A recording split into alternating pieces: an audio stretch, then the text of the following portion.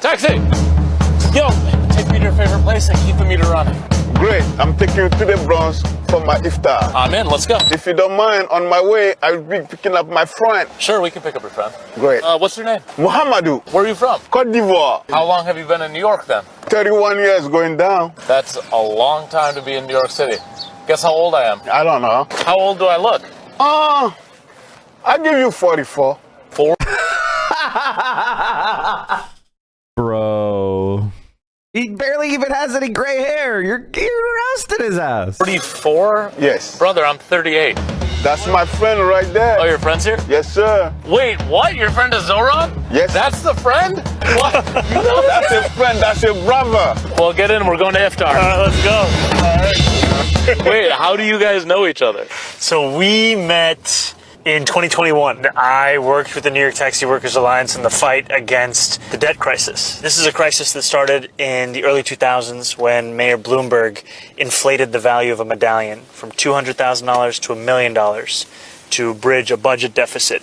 It started with 45 days of consecutive protest and civil disobedience. We got arrested outside of City Hall. Wait, you got arrested? I got arrested. And you work for the government? And I worked for the government. Did you get arrested? No. No, Mamadou good. didn't get arrested. Yeah, don't let Mamadou get Yeah, arrested. they never let me get arrested. After that, Mamadou and I went on a hunger strike. You guys both went on a hunger strike? 15 days. No food for 15 days. And then now you have to remember this. 9 people, 9 of my fellow brothers committed suicide. I know. I'm a cab driver, and then I'm a proud one too. You know, this was a dream come true, driving a cab. And then I see it all of a sudden, it flipped the other way around. It was a nightmare. How much was your debt? 750,000. Oh my God. Whenever we go to City Hall, they were not listening. When the assemblymen joined, that's when the real fight started. Is this the assemblyman? Thank you, my brother. That's incredible. That's when you were like, we're That's in. when the fight really started. So often in these fights, you start with the demands at the beginning, and then you win a version of them at the end. We won almost exactly what it is that we demanded from the beginning. That's awesome. And it has, thus far, erased $450 million in debt. Wow. We were given avocado. It never tastes so sweet. Oh, after the strike was over. After the strike was November over, 3rd, 2021.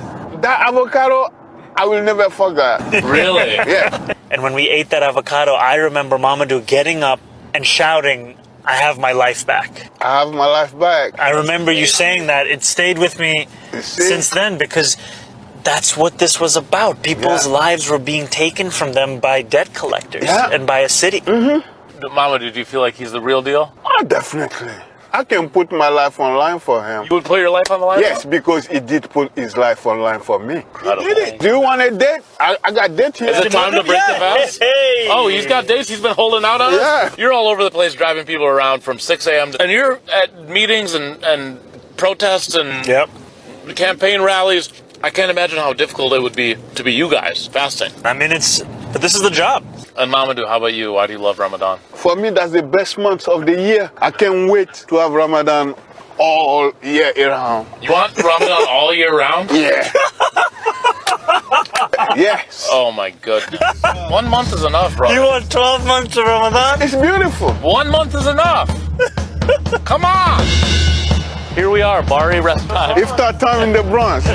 The restaurant's called Halal Chinese, but it's Bengali food. So what do we got here? Biryani? Eggplant, this is pakora, mixed vegetable, this is spicy. Which one? Everything is spicy. Okay.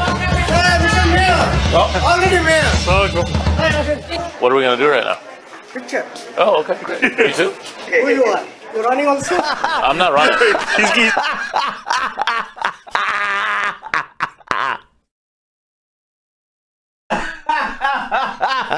I'm just laughing because he's like, "Oh, you want my picture?" They're like, "Who the fuck are you?" It's the imam, you know, being like, "Who the fuck are you?" This is the mayor. This is the next mayor. This man is the leader. Who the fuck are you? Comedian? Get out of here. Who the fuck are you? Oh man. I honestly I love Ramadan myself. I think a lot of people who have lost, like what we've lost in our society is a sense of community. and a shared cultural exchange, you know? And it is sad that we don't have these community organizations that are making us meet about, and therefore care about our neighbors. And we need to figure out a way of rebuilding that. I'm not saying everybody convert to Islam, but what I am saying is that community has been stripped away by neoliberal capitalism. Everything is for sale. And some of my experiences in politics have, a lot of people consider them to be work and hard work at that, and putting yourself in uncomfortable positions. And I'm glad that I did it. Do you think that New York City mayoral race is the most important election this year? The big issue with the New York City mayor's race is the Democratic Party wants to have Andrew Cuomo win. And they don't care that he's corrupt. In fact, they love that he's corrupt. They don't care that he's a sex pest. In fact, they love that he's a sex pest. Because if he wins, then they could be like, we should take unlimited corporate money, as many bribes as we can grab, and we can do whatever we want to sexually exploit our employees. That's a win-win. So every national Democrat who is not endorsing Zohran is fucking up. And that includes Bernie Sanders, and that includes AOC. That includes Greg Cesar endorsing Brad Lander, who's in like 6th place and is never going to get better than that. This needs to be and this is like a lesson for you to learn, right? The Democratic Party would rather have corrupt centrists win, corrupt ones, provenly corrupt, abusive centrists win over experienced, pragmatic, charismatic leftists. This is very, very... Hey, it's Mr. Murphy. Thank you for the 31 subs, which is an interesting number. Did you hit a milestone? 1850. Nice. And I think the big problem is that Zohran isn't as connected to, community influence in the black community and in the Latin American community in New York. And if you know anything about big city politics, you know about ward politics. And a lot of ward politics is handing out the bennies. It is graft. It is greasing the right hands, including illegally bribing people, like under the table. And the problem with socialist candidates is they typically don't like to do that kind of thing, right? Socialist candidates don't like to show up at a storefront church with $5,000 in cash to slip to the pastor, right? So he endorses the campaign to his his constituency, his congregation. And this is exactly what I'm talking about. And there is a deep graft corruption in Democratic Party politics, especially in our cities. That is just how it functions. And people are not wrong to point out that American cities are poorly run by the Democratic Party. They absolutely are. Corrupt centrists fucking are bad at government. Panama deal is over. Hong Kong's Hutchinson will not sign Panama deal next week. Beijing to launch probe. Hong Kong's Hutchinson will not sign Panama deal next week. Yeah, they were supposed to sell it to BlackRock, right? But I guess they're not.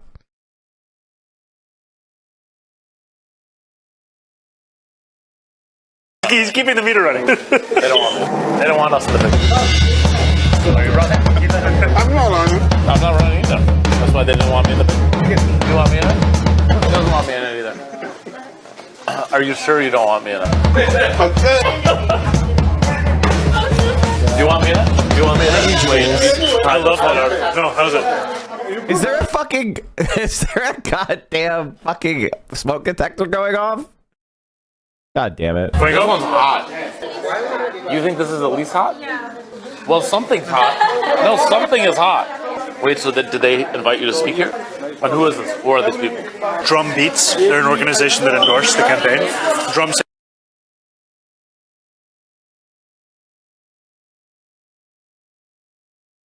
I swear to God, I'm going to start walking around with 9-volt batteries in my pocket. I'm going to save a life and replace a smoke detector battery. This is my whitest trait. My whitest trait is I hate smoke detector chirps. This is like bone deep whiteness.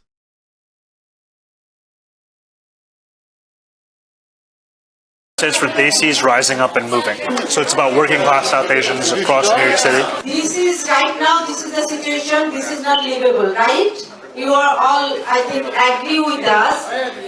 Yeah. If we fight together, if we fight hard, this is nothing impossible. We are very happy to introduce Zohran Mamdani, our next mayor. How many people in this room were born in a different country? Almost everyone. Want that, but I need another one. I can't eat that one. That's yours. I can't have yours. Come on. No, you eat it. I'm not having it. Zohran, I'm not going to eat your food. This is my friend Kareem. Hi, did you guys take a picture? They're like, we're going to take Kareem, the famous celebrity, around with us to endorse the campaign, and then nobody wants to meet him.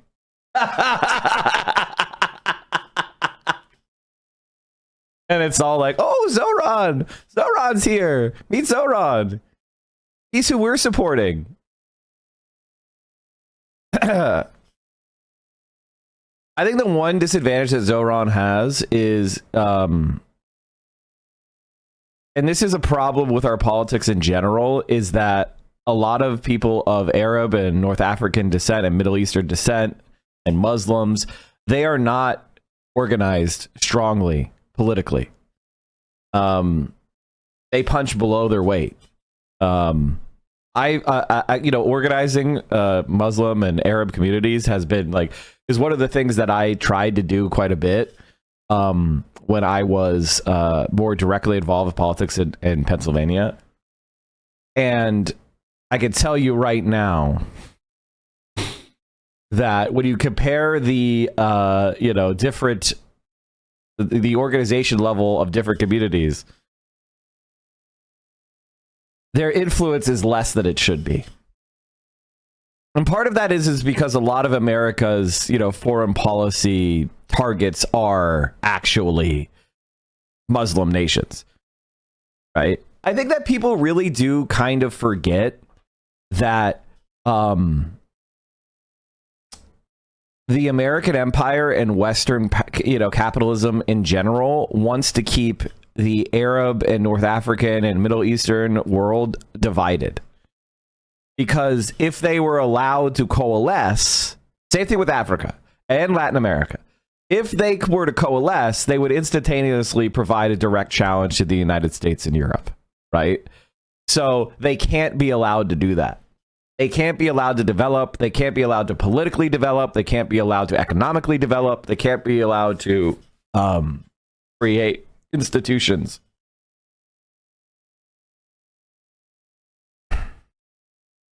I really want him to win because I think he has so much charisma, an important leader for us on the left. My main concern with Zohran is I think he's real. I think the problem that we have right now is that the left has a few really charismatic, interesting, smart people, but we're missing out on is the bones and sinews and muscles of a mature movement. And I don't think that we intimidate politicians enough. I don't think the politicians are scared of the left enough. And that's a huge issue. I think politicians on the right, they're very scared of the right wing, right? And on the left, they're not scared of the left. And part of that is electoral, and part of that is our temperament, and part of it is money and all sorts of other factors. But I'm just describing kind of a reality. And what I worry about with Zohran is, you know, he gets in there and then every opportunist city council person or borough president is going to be trying to stab him in the back. He's going to have a mutinous NYPD. And, you know, even at a lot of even labor unions who are more connected with like the Cuomo machine, the party machines, they're also going to be a unforeseen backstab nexus. So like we need to, you know, the left in America, the big crisis of the left in America is it's not in command of things that we should be in command of politically. And that puts us in a dangerous place.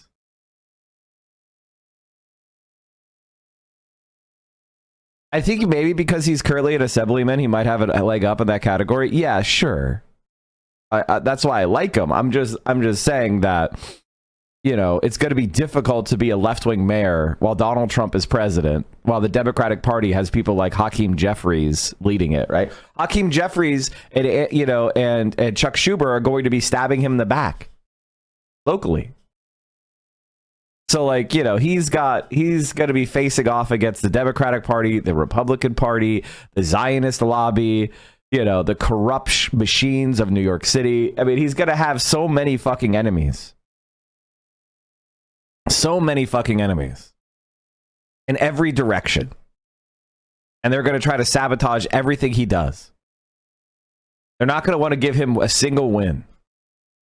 This is the thing that I think people should really recognize, is that, and I think this is why I, you know, if I'm being honest, why I'm becoming more critical of kind of soft progressives, lib left people, is because they think we can play patty cake with the Democratic Party. And the Democratic Party, if you believe in something like Medicare for All, or you don't believe in Israel getting unlimited money for genocide, the Democratic Party wants you dead. You could fantasize all you want about working with Tim Walz or Kamala Harris, but they want you dead. And I can't even really believe there's a debate on this issue at this point. Like, there is no debate. Like, they want you dead. They're literally standing by and letting people be kidnapped off the streets. Where is the Democratic Party organizing a general strike? Donald Trump is saying he's going to fire a bunch of American government employees, break their union contracts. Why aren't the Democrats standing up and saying, we need to shut down the government? We need to go on strike. Because they don't want to hurt the economy because of their donors. Their donors are rich people, and they don't want the stonks to go down. And even though it doesn't matter, though, the stonks are going down anyway. The stonks are going down anyway because inflation is here, tariffs are here, everybody's full of debt. And like, this is the thing that is kind of, you know, concerning me. What concerns me in the long run is that a lot of people think we could do a shortcut. And the shortcuts they're not going to work.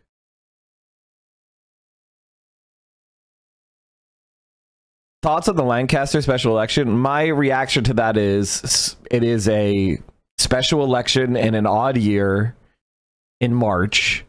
Turnout is extremely low. I don't consider it to be very important, to be quite honest with you. I'm glad, congratulations to the Democrat guy who was able to take advantage of this coalescing of a certain type of anti-Trump politics and get to 50%. Congratulations. But I don't think it actually is very significant at all. If anything, it worries me that people are going to be delusional and thinking the Democrats are going to, are going to do some sort of electoral turnaround.